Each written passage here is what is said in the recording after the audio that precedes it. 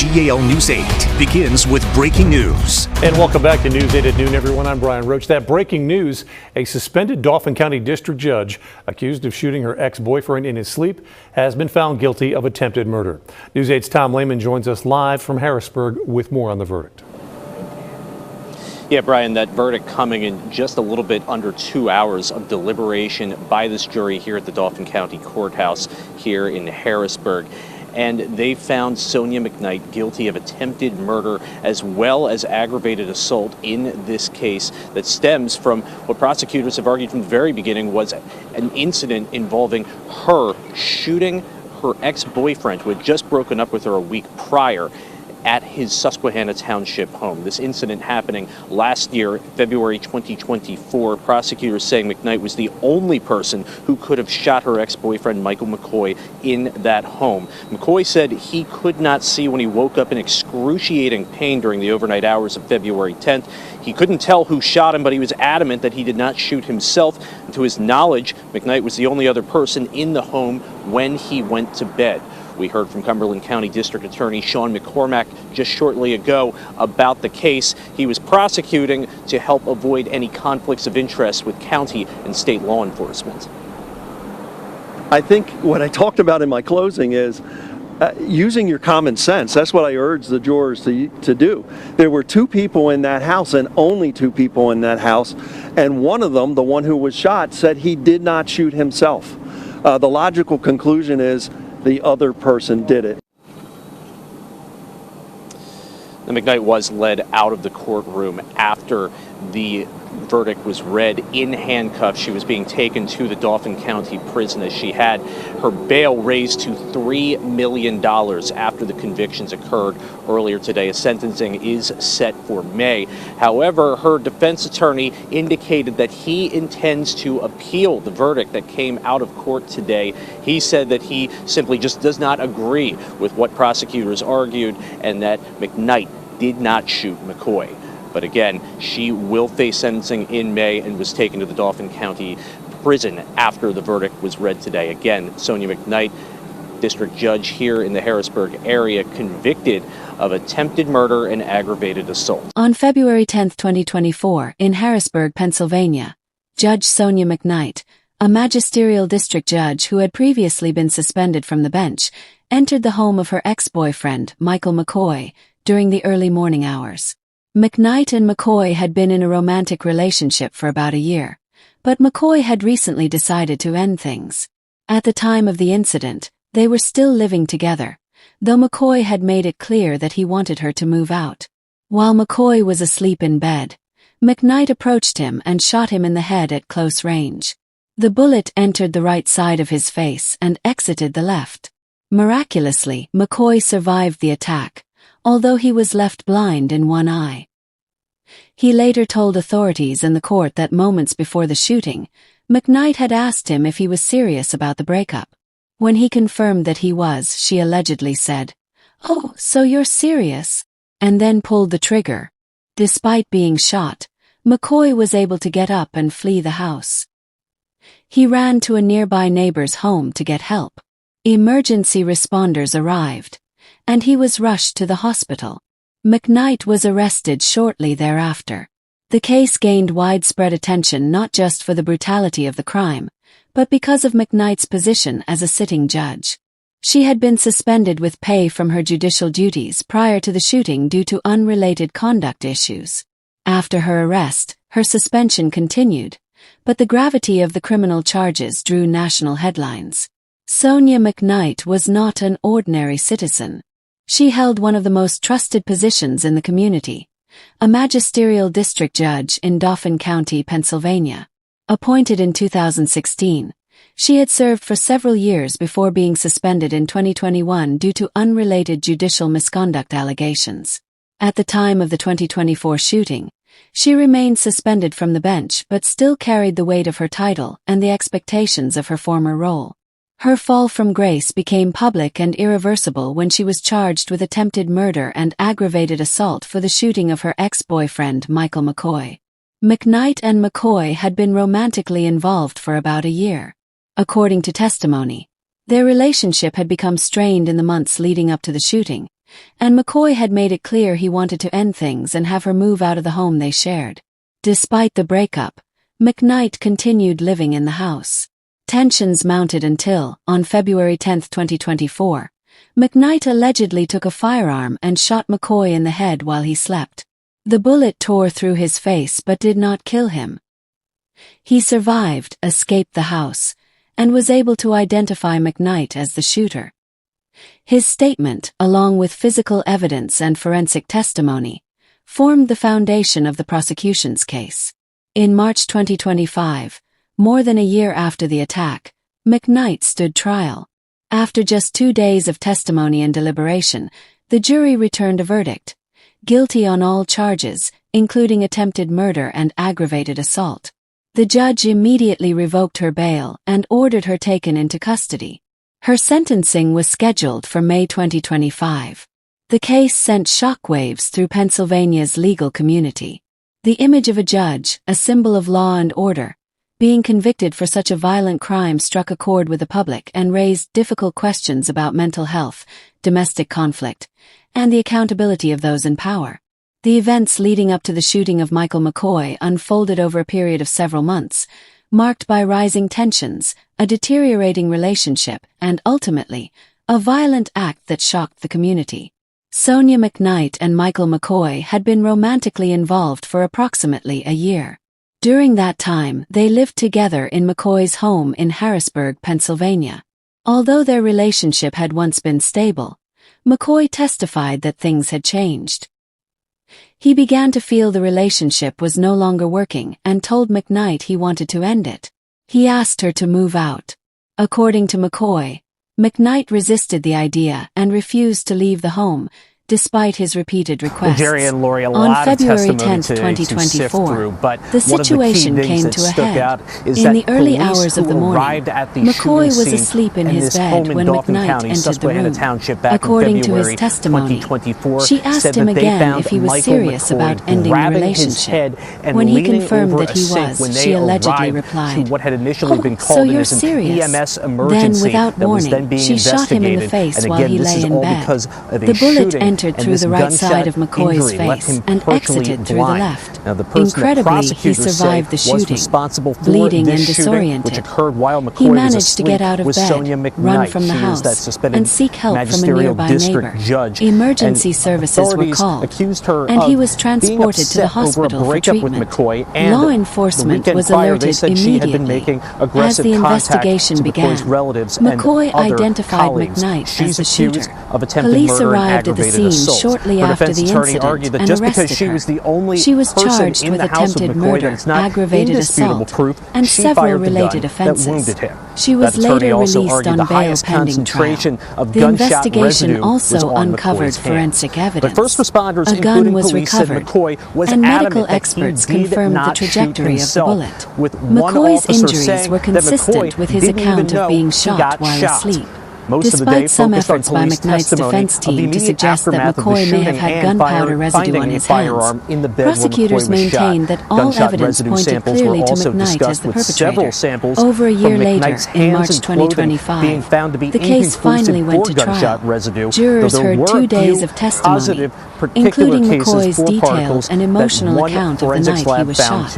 Prosecutors presented both physical evidence and witness statements. In the end, the jury found Sonya McKnight guilty on all charges. Her bail was immediately revoked, and she was taken into custody. Her sentencing was scheduled for May 2025. The morning of February 10, 2024, began like any other for Michael McCoy, or so he thought.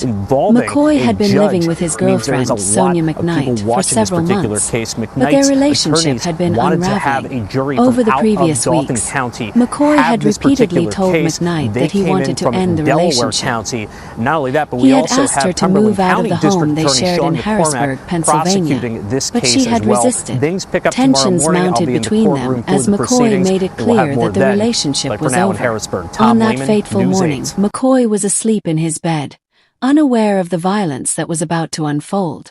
McKnight, who had continued to live in the house despite their breakup, approached him in the early hours of the morning. According to McCoy's testimony, She woke him and asked if he was serious about wanting to end things. McCoy confirmed that he was.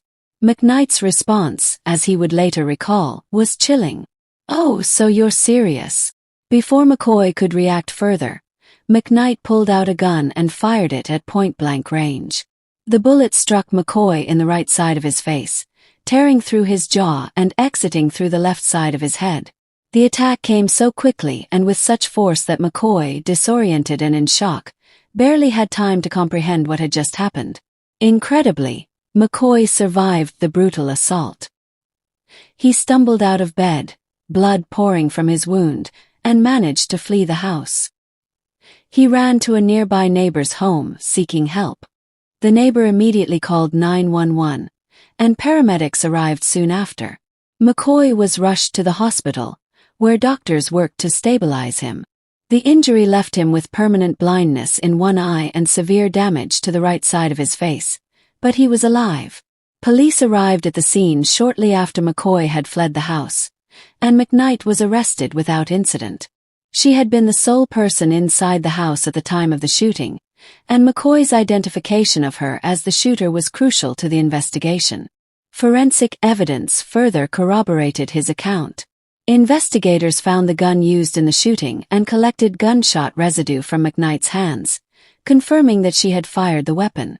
McCoy's injuries, consistent with his testimony, made it clear that he had been shot while he slept. Despite McKnight's attempts to cast doubt on McCoy's version of events, suggesting, for instance, that he may have had gunpowder residue on his hands, the evidence was overwhelming. The prosecution was able to present a clear and consistent case. Sonya McKnight, in a moment of rage and frustration over the end of her relationship, had violently attacked the man she once loved. More than a year after the shooting, the courtroom doors opened for a trial that would draw public and media attention across Pennsylvania. In March 2025, Sonya McKnight stood before a jury in Dauphin County, no longer in judicial robes, but as a criminal defendant facing the very justice system she once helped administer. The courtroom atmosphere was tense. At the center of the proceedings was the charge of attempted murder, a serious felony carrying decades in prison if convicted. McKnight was also charged with aggravated assault and related offenses. For the prosecution, the case was about betrayal, violence, and the deliberate attempt to kill a man during a moment of cold calculation.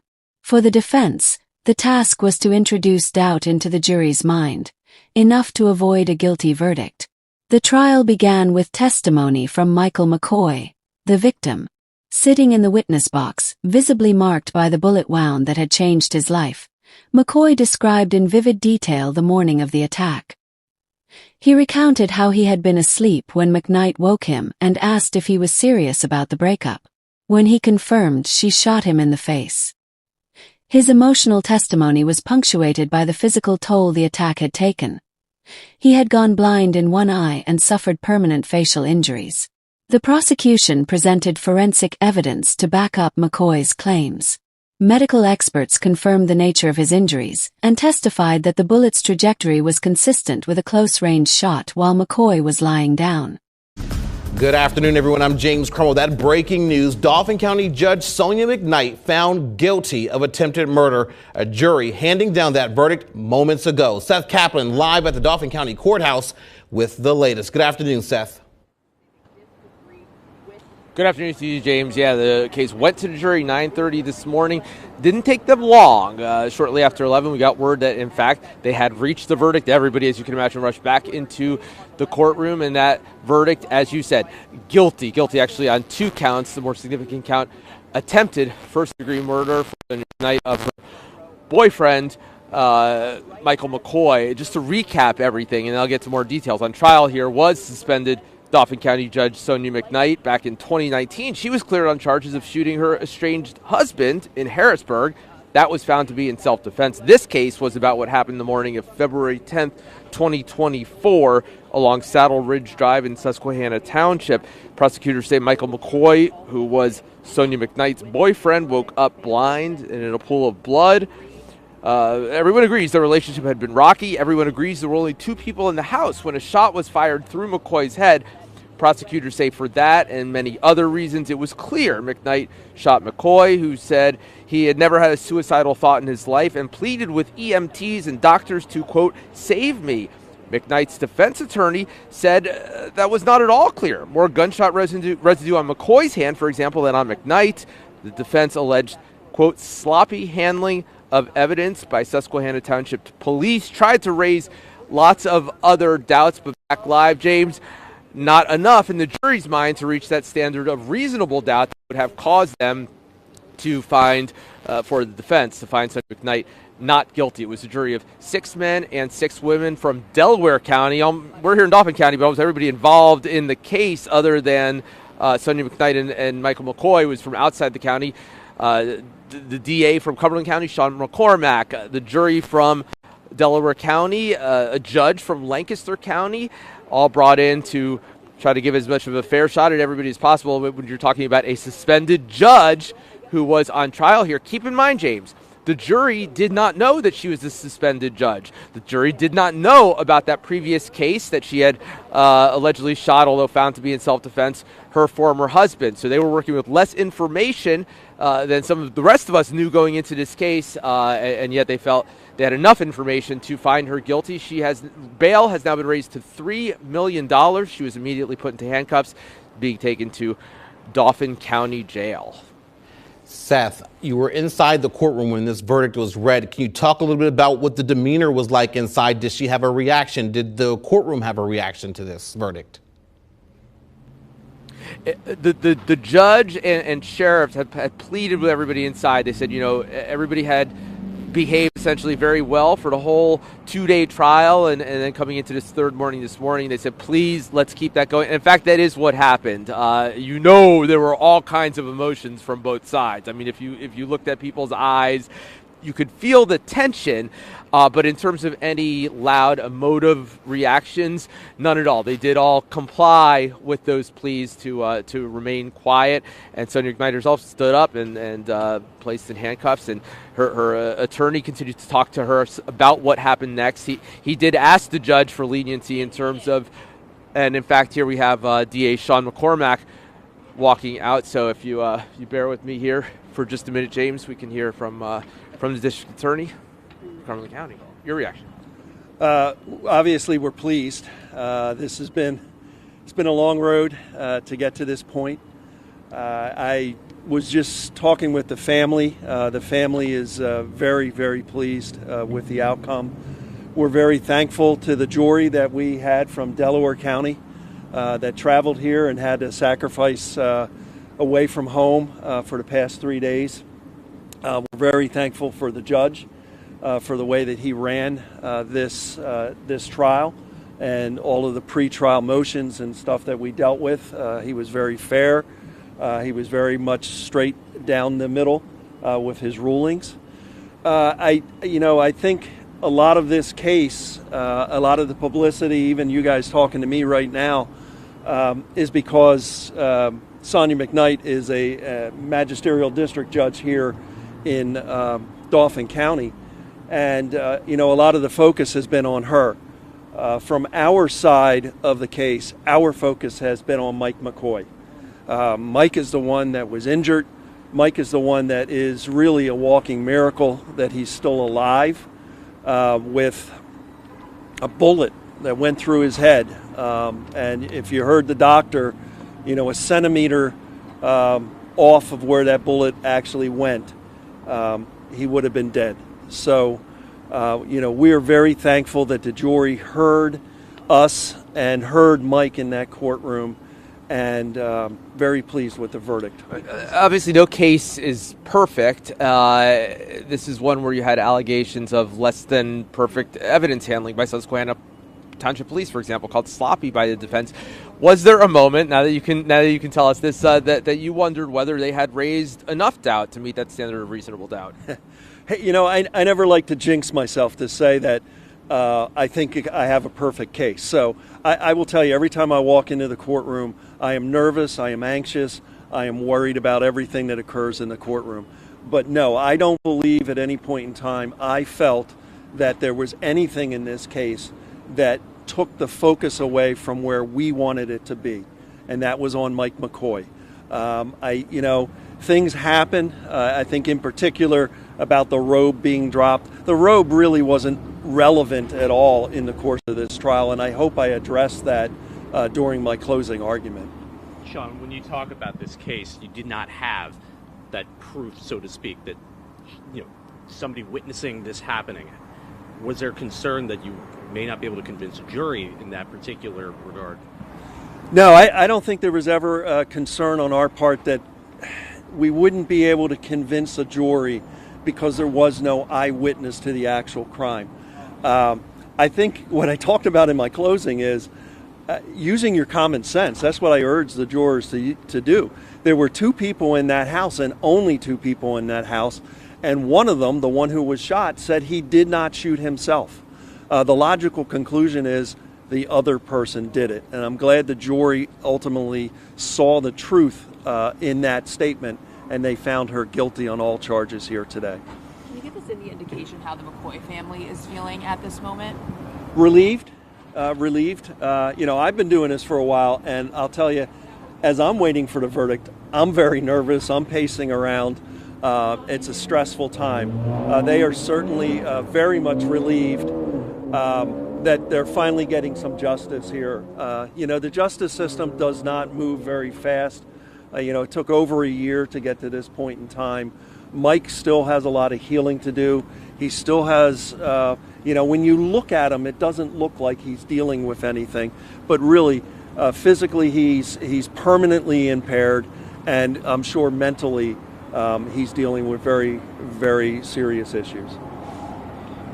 Do you think it says anything that a district judge was not above the law? Well, as a prosecutor, I have prosecuted so many different professions, police officers, now a district judge. I don't think anybody should be above the law. I think the law should be applied evenly and equally across the board. And that's the way that I've always proceeded with any cases that I've been involved with, and that's how I intend to continue. Where does this one rank among cases? You coming over to this county to prosecute because of all the dynamics, because of her notoriety?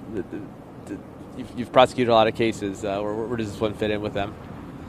I enjoyed my time coming back here to Dauphin County. I worked here for 30 years before I went across the river. I live in Cumberland County and had an opportunity to become district attorney. I love the Cumberland County District Attorney's Office. It was nice coming back here to visit, but I don't plan on quitting my day job. I'm going back across to Cumberland County. You saw I have a fantastic staff over there. You saw my first assistant district attorney, Courtney Hare LaRue, do an excellent job really just dismantling the defense expert in this case. And that's the kind of staff that I have over there and the quality of work that I expect as district attorney, and I'm sure the citizens of Cumberland County expect. And forgive me if you've already addressed this. I mean, the jury was only deliberating for less than 2 hours. I mean, what do you think that says about, your work in this case, the case that you had, and how often, is that common to see less than 2 hours pretty quick? Well, as the person arguing to them that she's guilty, anything more than 5 minutes makes me nervous. Actually, in my experience, the amount of time that this took was actually pretty much an average amount of time. And it really shows that the jurors were paying attention. They were paying attention, and they took this job seriously. They didn't just have a knee-jerk reaction, go fill out the form and come downstairs. They gave it some thought, and we really appreciate all the work that this jury did in this case. Okay? Can I ask a quick question? Yes. Can you talk a little bit about the process in which who determined what county the jurors were coming out of for this case? The Supreme Court of Pennsylvania determines which county where the jury came from. Okay, and do we know if they look at the makeup as far as what's located in that county versus Harrisburg County? I don't know 100%, but my understanding has always been they try to find a county of similar size and similar dynamic, or similar makeup. All right, thank you so much. Thanks, Sean. Okay? Thank you. Thank you. Thank you. Yeah, works.